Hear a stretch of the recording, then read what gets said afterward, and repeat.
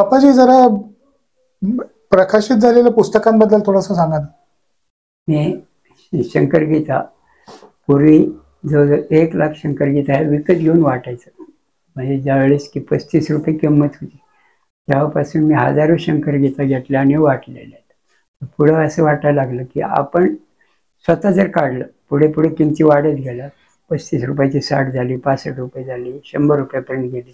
तेव्हा असं वाटायला लागलं की हे दुकानदाराला आपण पैसे देऊन करण्यापेक्षा आपण जर शंकरगीता स्वतःच काढली तर काय.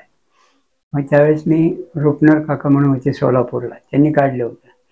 त्यावेळेस ह्याचे हक्क बाजे म्हणजे राखून ठेवलेले आहेत असं त्या संत कृपावाल्यांनी त्याच्यावर लिहिलं होतं की राखून ठेवले. त्यांनी जेव्हा हायकोर्टामध्ये केस झाली आणि सांगितलं की असे हक्क राखून ठेवलेलेच नाहीत आणि ठेवताही येणार नाहीत, कारण असे कोणी हक्क लिहिणाऱ्यांनी दिले पाहिजेत, तसे दिलेले नाही आहेत, त्यामुळे कोणी छापू शकत. हे जेव्हा लक्षात आलं तेव्हा मग आपणच आपल्या जयशंकर प्रतिष्ठानमार्फत शंकरगीता छापून घ्यावी असं म्हणून मी शंकरगीता ही प्रकाशित केली. ही शंकरगीता प्रकाशित करताना एकच तत्व डोळ्यासमोर ठेवलं, धैर्य. ही शंकरगीता ना नफा न तोटा तत्वावर द्यायची. आपल्याला किती खर्च आला आहे त्या खर्चाच्यावर 1 रुपया सुद्धा आपण घ्यायचा नाही. जेवढा खर्च मला झाला आहे तेवढ्याच ती शंकरगीता घ्यायची. असं करत मी पहिल्यांदा 1,000 छापल्या. 1,000 शंकरगीता मला असे वाटले की 100 रुपयात होते आपल्याला, आणि 101 रुपये काहीतरी त्याचं लावलं. जेव्हा आणि हे शंकरगीता आम्ही औरंगाबादला सहारा पेंटर्स म्हणून आहे त्याच्याकडनं, आणि त्यांनी आम्हाला हे केलं की फक्त कागदाचा खर्च मी घेणार. मग आपण फक्त पेपर खर्चवर छापल्यामुळं ते आपल्याला स्वस्त बसलं. मग हेच आपण शंकर महाराजांच्या भक्ताला जेव्हा देतोय ही शंकरगीता घ्या आणि वाचा, घ्या, अनुभव त्या नक्कीच येतात. काय मग ही शंकरगीता लोकांच्या कामं व्हावीत या हेतूने जयशंकर प्रतिष्ठानकडनं आपण त्या छापून घेतल्या आणि ह्या द्यायला सुरू केलं. इतक्या वेळा छापून घेतल्या गेल्या की हे प्रकाशन आम्हाला 3 ते 4 वेळा प्रकाशित करावं लागलं. एक वेळा मी आपल्या महाराष्ट्राचे सहकार आयुक्त अनिल कवडे साहेब यांच्या हस्ते प्रकाशित केले. एकदा मी प्रभाकर देशमुख साहेब यांच्या हस्ते प्रकाशित केले. एकदा आम्ही महाराजांच्या हस्ते प्रकाशित करून घेतले नाशिकच्या. त्या प्रकारे अशी शंकरगीता छापली. शंकरगीता छापल्यावर एवढं मोठं पुस्तक आपण वागवायचं कसं म्हटलं की शंकर बावनी काढलेली भाऊ महाराजांनी, ती बावनी पण आपण जर छापली तर ती पण लोकांना पॉकेटसारखं होईल, खिशात घेऊन जाता येईल. म्हणून ही शंकर बावनी हे छोटं पुस्तक छापलं की जे आपल्याला सहजमध्ये खिशात ठेवता यावं आणि कुठे जवळ ठेवावं. एक तर बाबा आपल्या समोर बरोबर राहतात, बाबांचं कवच आपल्या जवळ आहे ह्याची आपल्या मनाला खात्री होती, आणि मनाची खात्री झाली की याच्यात बावनी पण आहे. आणि हे बावनीचा अनुभव असा आहे, ही बावनी जर तुम्ही 53 वेळा म्हटली ना तर निश्चितपणे तुम्हाला स्वप्नदृष्टांत झाल्याशिवाय राहत नाही. आणि माझ्याकडे आलेल्या लाखो लोकांमध्ये ही शंकर बावनी वाचून अनुभव आलेले असे खूप लोक आहेत किंवा प्रचिती आली नाही असं होत नाही. म्हणून आम्ही हे शंकर बावनी अतिशय अल्प किमतीत 9 रुपयामध्ये शंकर बावनी देतो.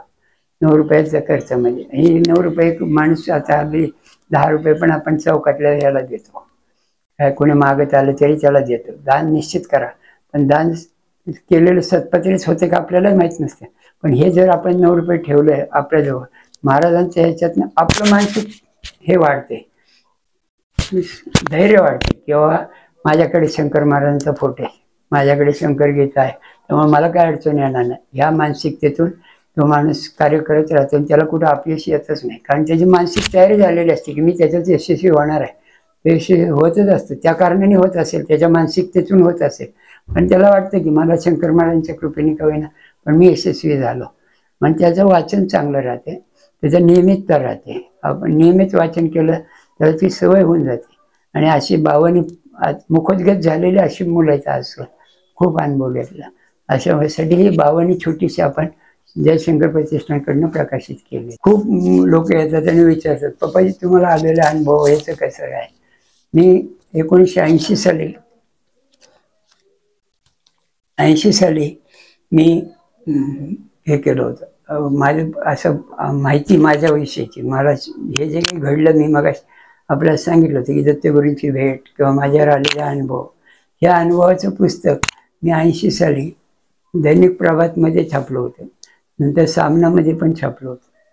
त्याच्यावर मग बऱ्याच लोकांचं आलं की आपल्याला ते पुस्तक रूपात पाहिजे, कारण पेपर आम्ही वाचले ते गेल्यावर, म्हणून पुस्तक रूपातच असावं असं केलं. मग ते गमभन म्हणून नाना अंक काढायचे मुंबईचे, त्यांनी 2011 सालच्या अंकामध्ये माझे अनुभव अशी मुलाखत घेऊन पूर्ण प्रसिद्ध केली होती.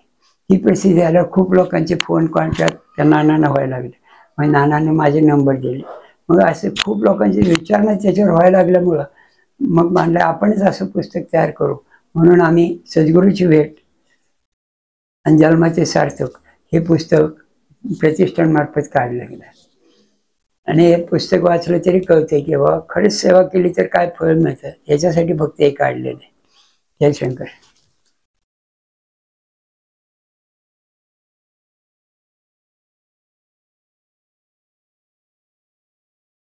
अध्यात्मावर अशीच माहिती मिळवण्यासाठी देव माझा चॅनलला सबस्क्राईब करा